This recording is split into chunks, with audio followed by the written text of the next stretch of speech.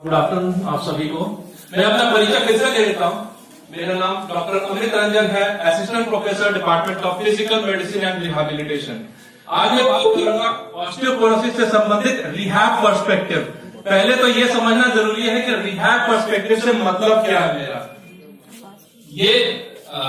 ये फोटो जिसमें आप देख रहे हो मैं हूँ, मेरी 3 साल की बेटी है और पीछे कार है। इनफैक्ट ये पहला दिन था जब मेरी बेटी स्कूल गई थी, पर ये कहानी हम दोनों से रिलेटेड नहीं है। इस कहानी में इंपॉर्टेंट है जो पीछे कार खड़ी है, द कार कंसेप्ट। अब ये कार कंसेप्ट क्या है? हम सब खासकर मिडिल क्लास वाले बड़े सोच समझ के बड़े प्यार से कार खरीदते हैं, उसको ध्यान से रखते भी हैं। जब खरीदते हैं तो उसके बाद इंश्योरेंस कराते हैं, बहुत कुछ ध्यान रखते हैं। फिर क्या होता है कि रेगुलर रोजमर्रा ठीक से चले उसके लिए क्या करते हैं? पेट्रोल, डीजल, सीएनजी जो भी ईंधन लगता है वो लगाते हैं। फिर टायर में प्रेशर कम होता है, 2-3 महीने में वो भी भराते हैं। पर क्या इतना काफी होता है? नहीं होता ना। इसके बाद भी साल में हमें सर्विसिंग करानी पड़ती है। फिर जब भी जरूरत हो और सर्विसिंग करानी पड़ती है। पहले हम फ्री सर्विसिंग कराते हैं, बाद में हम पेड कराते हैं। लेकिन फिर भी क्या इतना काफी है?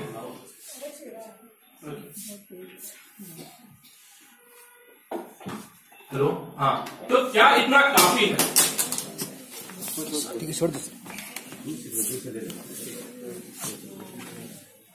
तो मैं ये कह रहा था कि इसके बाद भी बहुत सारी चीजें हो जाती हैं, चाहिए अनचाही। जैसे कभी टायर बस्ट हो जाता है या कुछ हो जाता है, तब भी हमें दिखाने ले जाना पड़ता है। या बहुत सारी चीज में हमारी गलती ना हो, या बहुत सारी चीजें हम रूल भी ब्रेक करते हैं तो भी ले जाना पड़ता है। गैराज में ले जाता है, जो हम लोग अस्पताल जाते हैं कार के लिए गैराज ले जाते हैं। गैराज में कैसे गैराज में ले जाते हैं? जिसमें देखने वाला एक बंदा हो, फिर वो सारी बीमारी को पकड़े। टायर यहाँ रिप्लेस हो जाए, यहाँ पे डेंट पेंट का काम हो जाए। कहने का मतलब है कॉम्प्रिहेंसिव केयर।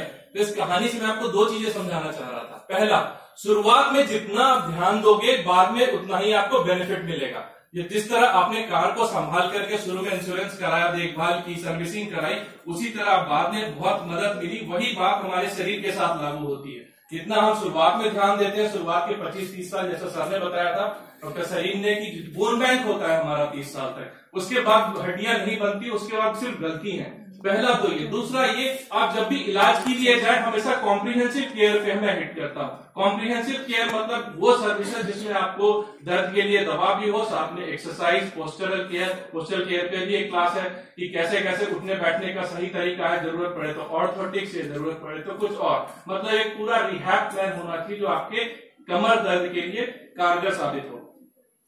एक्टिव लाइफस्टाइल, सबसे पहले बात करूंगा एक्टिव लाइफस्टाइल में। वो सब रिपीट नहीं करूंगा जो पहले हो गया है। लाइफस्टाइल पे सीधे जंप करता हूं। तो आप में से कितने ऐसे लोग हैं जो एक्सरसाइज के बेनिफिट इससे पहले नहीं जानते थे? कोई है ऐसा जिसको बिल्कुल आइडिया नहीं था कि एक्सरसाइज फायदेमंद है? और कितने लोग ऐसे हैं जो एक्सरसाइज सीरियसली रेगुलर बेसिस पे करते हैं? वाह, गुड नंबर है, बहुत अच्छी बात है कि एक कंसिडरेबल जंग, आई थिंक 1/10 या 1/15 तो होगा ही इस पॉपुलेशन में जो रेगुलर बेसिस पे एक्सरसाइज करते हैं। पर ये डिस्पैरिटी है। तो आखिर हिंड्रेंस, दिक्कत आ कहां रही है? नॉलेज की कमी है। अक्सर नॉलेज की कमी नहीं होती है। समाचार पत्र, हर जगह बहुत व्याख्यान होते हैं जिसमें एक्सरसाइज का इंपॉर्टेंस बताया जाता है। मसलन जैसे सिगरेट वाला बात होता है कि हर पैकेट पे लिखा रहता है कि नुकसानदायक है, लेकिन जो पीने वाला वो तो पीता है। तो हमें और कुछ सोचना पड़ेगा। और कुछ क्या है? पहले तो मोटिवेशन। आपको मोटिवेट करना है, जो आज मैं सबसे ज्यादा करता हूँ ऑर्थोपेडिक्स डिपार्टमेंट और पीएसएम डिपार्टमेंट का। आपको मोटिवेट होना चाहिए। यहाँ से आपको ये मन में लेके जाना चाहिए कि इसके बाद मुझे इन चीजों का ध्यान रखना है। इसके लिए हमें कोई लीवरेज दे, ये जरूरी नहीं है। जैसे मुझे नहीं लगता सिगरेट तब तक बंद होगा जब तक कि सरकार ये कहेगी कि जो नहीं पीते हैं उनको टैक्स रिबेट देंगे। तो जरूर हो सकता है सिगरेट पीने की संख्या कम हो जाए। दूसरा होता है प्रैक्टिकल सॉल्यूशंस। हम आपको ऐसे सॉल्यूशन दे दें जो आप घर में ना कर पाओ। इसके कारण हो सकते हैं, हो सकता है आपका शेड्यूल से रेसिडेंट डॉक्टर, उनको हम कह दें कि रोज सप्ताह में 3 दिन आप स्ट्रेंथ ट्रेनिंग करो, वेट बियरिंग, मतलब ऐसी ऐसी एक्सरसाइजेस करो। कितने रेसिडेंट डॉक्टर कर सकते हैं? मुश्किल है। उनका टाइम शेड्यूल बहुत विग्रस होता है, अलग अलग टाइम पे अलग अलग काम होते हैं। आप में भी बहुत सारे ऐसे लोग होंगे जो अलग अलग शहरों में जा के काम करते हैं। ट्रेन में जाना होता है, फ्लाइट में जाना होता है, बहुत बार उठना बैठने में दिक्कत हो जाती है। मतलब एक सीधा शेड्यूल नहीं होता कि हम इसको फॉलो कर पाए। तो हमें सोचना क्या है? प्रैक्टिकल सॉल्यूशंस, वो सॉल्यूशंस जो आपके लिए कारगर साबित है ना? अब मैं जान सकता हूं हमारे ऑडियंस में 18 या 25 साल से नीचे कौन है? 18 साल से नीचे कोई है? कोई नहीं। We have 2 students there. 25 साल से नीचे okay, we have few more. और 30 साल से नीचे, ओके ग्रेट। तो आप लोग अभी इस उम्र में जब आप लोग को थोड़ी मेहनत ज्यादा करनी चाहिए, क्या करना चाहिए उसके बारे में हम थोड़ा सुपरफिशियल बात करेंगे, क्या कर सकते हैं। और बाकी जो मेजोरिटी ऑफ पॉपुलेशन हमारे बीच में बैठी है वो उसके बाद की है, मतलब उनके केस में ये प्रक्रिया शुरू हो चुकी है। और दूसरी दिक्कत एक और आ जाती है, आपने नोटिस करा होगा कि कमर में दर्द होना, घुटने में दर्द होना, मतलब कोमॉर्बिड कंडीशन, मतलब कि शुगर की दिक्कत होना, ब्लड प्रेशर की दिक्कत होना, ये आम बात है। ये सब भी दिक्कत आपको साथ में आ जाती है। ऐसा कोई है जिसको बिल्कुल अपने आप को बिल्कुल हेल्दी मानता हो? जो WHO का डेफिनेशन है, शारीरिक, मानसिक और सामाजिक तौर पे हेल्दी, कोई नहीं है। तो आपको समझना पड़ेगा कि जो आपके हेल्थ के लिए आपके अनुकूल बात है, जो आपके शेड्यूल में फिट होता है, उसको आप अपनाएं। उसके लिए आप मोटिवेटेड होकर सीखें, यहां से मोटिवेशन लेके जाइए, उसका जो सीख सकते सीखिए, उसको घर पे करिए। दिक्कत होती है डॉक्टर से मिलिए। सत्तर अस्पताल पूरा टीम वर्क है, आप देखिए होंगे पूरा टीम काम कर रहा है। ऑस्टियोपोरोसिस के लिए भी टीम काम करती है, तो उस तरह से आपको करना है। तो इसके आगे एक कहावत है, इसमें अंग्रेजी में लिखा, मैं हिंदी में जानता हूं। अंग्रेजी में लिखा, if I don't move a muscle all my bone break. ठीक है, इसका मतलब ये कि मैं हिलूंगा नहीं तो मेरी हड्डियां टूटेंगी कैसे, है ना। बहुत कॉमन लॉजिक देते हैं कुछ लोग, लेकिन इसका उल्टा है। आप जितना हिलेंगे, जितना चलेंगे, उतना आपकी हड्डियां मजबूत रहेंगी। Is there a universal exercise plan, या ऐसा कोई एक्सरसाइज प्लान है जो सबके लिए लागू होता है? सीरियसली बहुत मुश्किल है, बहुत कम चीजें हैं जो सबके लिए लागू होता है। कुछ चीजें किसी पे हो सकता है, कुछ चीजें किसी पे नहीं होता है, या तो उनके शारीरिक दिक्कत हो या फिर समय की दिक्कत हो, फिर थोड़ा मुश्किल है, हमें उसको कस्टमाइज करना पड़ता है आपके लिए स्पेसिफिकली जरूरत के हिसाब से क्या है। अब हम आते हैं क्या क्या एक्सरसाइजेस होती हैं जो ऑस्टियोपोरोसिस में मदद करती हैं। सबसे पहले वेट बियरिंग एक्सरसाइजेस, नाम बड़ा अंग्रेजी में, मतलब सीधा है कि आप जब सीधे खड़े रहते हो तो आपका जब पूरा वजन हड्डियां लेती हैं तो ये होता है, इससे हड्डियों को ताकत मिलती है। तो ये सारी चीज जिसमें खड़े होने का काम है, जैसे चलना, सीढ़ी चलना, थोड़ा सा तेज चलना, ब्रिस्क वॉकिंग, जॉगिंग, स्किपिंग, जो स्किपिंग करते हैं वो, इस तरह की सारी चीजें इसमें आती है। हाई इंपैक्ट भी होता है, फुटबॉल खेल लो, क्रिकेट खेल लो, ये सब कर लो, इसमें सारी वेट बियरिंग एक्सरसाइजेस में आती है। लेकिन दिक्कत कहां आती है? जो 18-25 साल के लोग हैं वो खेलते हैं बहुत अच्छा, उनको खेलना चाहिए, जितना आप एरोबिक और घर के बाद प्लेग्राउंड में खेलो उतना अच्छा। बाद के फेजेस में, हम लोग के केस में, खासकर वर्किंग पॉपुलेशन में, आपको वॉकिंग के लिए चांसेस क्रिएट करने पड़ेंगे, माइंडेड क्रिएट करने पड़ेंगे। अगर आपको यहाँ पे आना है कॉलेज की बिल्डिंग में, तो आपको नीचे पार्किंग नहीं ढूंढनी चाहिए, आपको ढूंढनी चाहिए एनईबी में, मतलब यहाँ से थोड़ी दूर और वहां से यहाँ तक चल के आना चाहिए। आप रोजमर्रा की जिंदगी में चलने के तरीके ढूंढिए। आपको जिस तरह चौथी मंजिल पे आना था, आप तीसरी मंजिल पे उतर सकते थे, तीसरी मंजिल पर उतर जाइए, एक मंजिल ऊपर चल लीजिए। मतलब आपने रोजमर्रा की जिंदगी में ही चलने के तौर तरीकों को ढूंढा और अपनाया, ये जरूरी है। अलग से कर पाए ना कर पाए बहुत अच्छी बात है। दूसरा होता है स्ट्रेंथनिंग एक्सरसाइजेस। स्ट्रेंथनिंग मतलब मजबूत करने वाली एक्सरसाइजेस। मजबूत कैसे कर सकते हैं?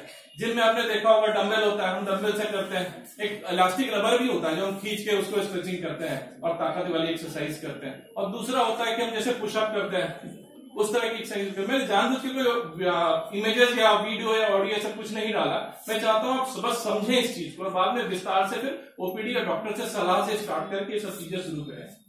तीसरा होता है कि मान लीजिए आपने चलिए वेट बियरिंग भी किया, स्ट्रेंथनिंग भी किया, लेकिन चलने फिरने में थोड़ा लड़खड़ाते हैं, बार बार टकरा जाते हैं, हो सकता है तो बैलेंस से संबंधित एक्सरसाइजेस जरूरी है।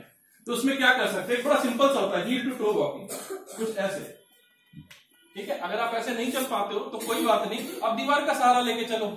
अगर वैसे नहीं चल पाते हो तो थोड़ा सा सहारा लेकर थोड़ा सा पैर ऐसे ऐसे करके चलो, बहुत सिंपल है। दूसरी चीज आप कर सकते हैं, जैसे आप ब्रश करते हैं, ब्रश आप कर रहे हो, बस साथ में आप थोड़ा सा सहारा लो वॉश बेसिन का, हल्का सा ऐसे करो, एक पैर में आप आते जाओगे। कोई रॉकेट साइंस नहीं है, आप रोजमर्रा की जिंदगी में आराम से कर सकते हो। यही चीज हल्का सहारा लेके एक पैर पे खड़े होकर आप कर सकते हो। मतलब ये सब चीजें आपको रोजमर्रा में इम्बाइब करनी थी। ब्रश होते हुए मैंने ये कर दिया, चलो एक बैलेंस की ट्रेनिंग हो गई, तो ये करनी है आपको। और सबसे जरूरी पार्ट, ये सब कर लिया ठीक है, इसके बाद भी होता है हड्डियां कमजोर है। आपके घर में ऐसे भी लोग होंगे जिनको बीमारी का पता चल गया होगा, तो आखिर गिरने से बचना कैसे है ना।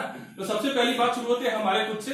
कपड़े जो पहले बहुत लूज फिटिंग के कपड़े, जैसे साड़ी कई बार होता है बहुत ढीला ढाला रहता है, खुद के पैर में चलते हुए वो दब जाता है और इंसान गिर पड़ता है। चप्पल होता है, जूते होते हैं, बहुत नीचे सोल घिसा हुआ रहता है, उससे फिसल जाते हैं।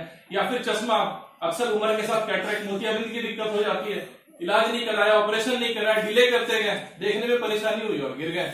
तो सबसे पहले तो खुद को ठीक रखिए, कपड़े ठीक पहनिए, फिर घर में थोड़े से बदलाव करिए। घर में कैसे बदलाव कर सकते हो, जैसे आजकल लैपटॉप के तार या एक्सटेंशन वायर ये सब रहते हैं, उसमें थोड़ा सा आपको ध्यान देना है कि उस तरह की चीजें घर में ना हो, पूरी तरह से रोशनी हो घर में। सबसे ज्यादा दिक्कत तब होती है जब बाथरूम में इंसान नहाता है। अक्सर आपने ज्यादातर घटनाएं सुनी होंगी फ्रैक्चर की, वो तब सुनी होंगी जब बाथरूम में फिसलते हुए गिर गया और हड्डी खुलेगी, हड्डी टूट गई। बेहतर है बाथरूम में एंटी स्किड मतलब नहीं फिसले वैसी टाइल्स लगाएं, उसके साथ साथ कुछ पकड़ने के लिए हो बाथरूम में, वो बेहतर होता है। और दूसरी बात होती है रात में अक्सर पेशाब करने के लिए जाते हैं, तो उस रात में हमेशा लाइटिंग होनी चाहिए, बाथरूम के अंदर भी होना चाहिए और इन बिटवीन रास्ते में भी होना चाहिए। इसके साथ साथ रास्ते में कोई ऑब्स्टिकल ना, इसका ध्यान रखना आपको। कई बार मेज का कोना लग जाता है, बिस्तर का कोना लग जाता है और छोटी सी चोट से दिक्कत आ जाती है। तो आपको ध्यान रखना है कि घर में इतनी चीजें हों। फिर ये होता है कि हम शाम को घर से बाहर निकलते हैं, घर की पूरी लाइट बंद कर दी और हम चले गए बाहर, जब वापस आए तो अंधेरे में हम ताला चाबी ढूंढ रहे हैं, फिर स्विच ढूंढ रहे हैं। उस समय एक हादसा होता है सीढ़ी चढ़ते हुए। तो अगर सीढ़ियां हैं घर में, पूरा अंधेरा करके जा रहे हैं, बहुत बढ़िया, बिजली बचानी चाहिए, लेकिन एक बाहर का स्विच आपको अंदर भी लगाना है, तो एक बाहर का स्विच आपको नीचे भी लगाना है, जो आपको उजाले में वहां से स्विच लगाएं और आपका रोशनी आ जाए कम से कम स्टेयर्स पे। जो सीढ़ियां हैं उसमें सबसे अच्छा होगा कि हैंडल्स हो, पकड़ने के लिए कुछ हो। जो भी आपके घर में ऐसे लोग हैं जिनको हड्डियों की दिक्कत है, वो उसको पकड़ के उसके सहारे सीढ़ी में चढ़ने की आदत रखते हैं, ठीक है। और ऐसे पार्क में भी बहुत फिसलन वाली बात आ जाती है, कभी घास हो जाती है, कभी कुछ हो जाता है, थोड़ा ध्यान रखना उस चीज में। ये सब ध्यान रखेंगे तो बहुत दिक्कतों से बच सकते हैं। तो जो भी रिहेबिलिटेशन प्रोग्राम बनता है ऑस्टियोपोरोसिस से बचने के लिए या उसके बाद के लिए, उसमें जानना जरूरी कि आपका खान पीन कैसा है, आपकी और कोई बीमारी तो नहीं है, और आपकी शारीरिक लिमिटेशन क्या है, फंक्शनल लिमिटेशन क्या है, उसके बाद ही हम प्रोग्राम पूरा आपका बना सकते हैं। ये सारी बातें उसी से संबंधित है कि हम ट्रेनिंग करेंगे, आपको आइडियाज रोजमर्रा की जिंदगी में बात करेंगे, वो सब चीजें अच्छी करेंगे। अब आखिरी स्लाइड है मेरा, मैंने कार से शुरू किया तो फिर अपनी कार पे खत्म कर रहा हूं, है ना। द नीड फॉर स्पीड, जैसे कार में होता है ना, एक निश्चित तय सीमा, गति सीमा पे आप गाड़ी चलाएंगे तो कार बढ़िया चलती है, आपको स्पीड जो होता है सही रखनी होती है। इसी तरह ऑस्टियोपोरोसिस में भी एक स्पीड रिहैब रेजिमेंट होता है ना। जो स्पीड रिहैब रेजिमेंट बहुत पार्टिकुलर होता है, वो आपके शरीर के बनावट, आपके कद काठी, आपके रोजमर्रा की एक्टिविटी, उनको ध्यान में रख के बनाया जाता है। तो इस कार के लिए और हमारे शरीर के इस कार के लिए भी ये स्पीड रेजिमेंट बहुत काम की आती है। तो इसके लिए आप जरूर कोई सवाल हो तो बाद में जरूर पूछिएगा। Thanks a lot.